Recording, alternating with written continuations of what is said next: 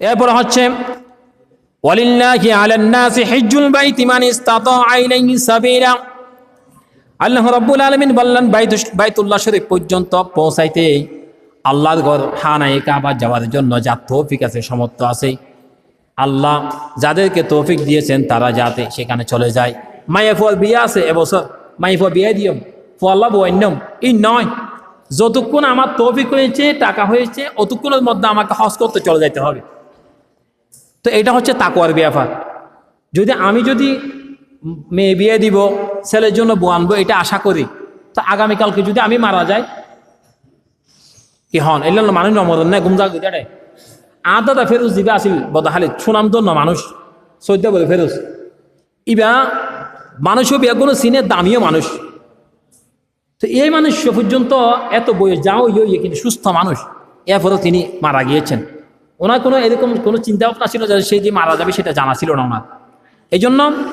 আল্লাহ তাআলার হুকুম যখনই যেটা বলে তোমার তৌফিক আছে তখন তুমি সাথে সাথে হজ করতে চলে যাও। তো মানুষের তাকওয়া হচ্ছে বড়। গত কয়েকদিন আগে সোশ্যাল মিডিয়া আপনারা অনেকে দেখেছেন, এই আল আমের বলতে একজন লিবিয়ার লোক, লিবিয়ার মানুষ, এবার যাইব তো হজ করত এয়ারপোর্ট গিয়ে দেড়ে এবার নামত একখানা বুলইয়ে নামের সময় শহীদিয়ান দোল্লা বলি এবারে এয়ারপোর্টের মাঝে গ্রহণ নগরে হজ যাত্রীরা কল বিয়াগুন হজ যাইবেলা এবছর কয়েকদিন আগের হতা বিমানত উড়ি গিয়ে কই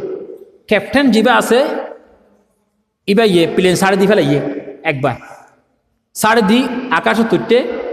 যান্ত্রিক ত্রুটি মানে যন্ত্রপাতির সমস্যা দেখা গিয়ে আবার ল্যান্ড করছে নিচে বিকেল আমি গিয়ে এমনি এয়ারপোর্টের মাঝে ইমিগ্রেশনত যারা আছে তারা হদ দেয় এবারে ও আল আমের সাহ তোমার আল্লাহ কবুল ন করে ফাল্লাকে তোমার যা তকদির আছে তুমি তো এবছর মনে হজ যাই না পারিবা বাড়ির জগই হদা আল্লাহ পাকর হাসা আয় এন তাকওয়ালে আসি দে আর আল্লাহ আল্লাহ কর হানায় কাবা পর্যন্ত পৌঁছাই দিব ইনশাআল্লাহ। এইয়া হইয়ে দে বিমানিয়ান একবার ল্যান্ড করছি আবার উঠতে দ্বিতীয়বার আবার উড়ানোর ফটো সমস্যা আরো বাড়ি গিয়ে কই তখন তৃতীয়বার আবার লাইনবে তো সিটটা হালি তো মানুষ এবার জিবারে রাখি গিল গই সমস্যা দেখা গিল। তো এই ক্যাপ্টেনে চিন্তা করলেও তো আয় এখন এবার মধ্যে মানুষ জিবে ফেলে আসি ত্রুটি দেখা গিয়ে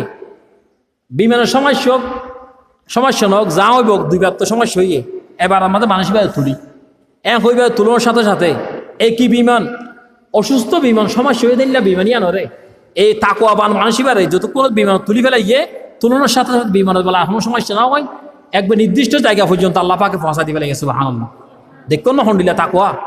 অথচ এই মানুষ এবার তাকওয়ার কারণে আল্লাহ তাআলা এই প্লেনিয়ান দুইবার লামাই তা আল্লাহ কিনা পারে শোনে পারে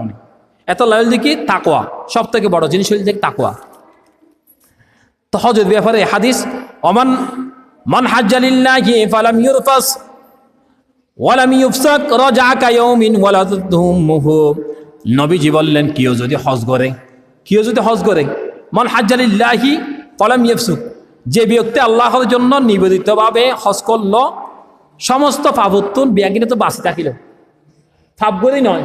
চুরি করে হজ করতে গেলে নয়, ডাহাতি করে হজ করতে গেলে নয়, এটা বদমাশি করে হজ করতে গেলে নয়, হজ করিব তো সমস্ত পাপত্ব বাঁচিয়ে রে কিয় তো বাঁচি ফাম্মানি গুনার হাস মাইকে দিসটা বুঝতে লাগবে না ফাম্মানি গুনার হাস যেটি কি গুনার হাস আছে বেগিন আজ ছাড়ি দিলাম আল্লাহ হাসে তওবা করলাম আজ হজ করতে গেলাম তবে টিয়াগুন হক সমস্ত নাফরমানির টিয়াও যদি হক না হক টিয়াও যদি বাদ দিই আজ যদি হজ করতে যায় রসুল হজ দেয় ইতে যে হজ করছে ইয়ানোর হজর কারণে অজ্ঞ সন্তান আজিয়া দুনিয়ার মাঝে যিবার নবজাতক সন্তান আজিয়া নতুন মার ফেরতে আইব ইবার তো গুণা থাকে না নাকি থাকে না থাকে এই সন্তান ইবার যে গুণা ছাড়াও দুনিয়া যাইছে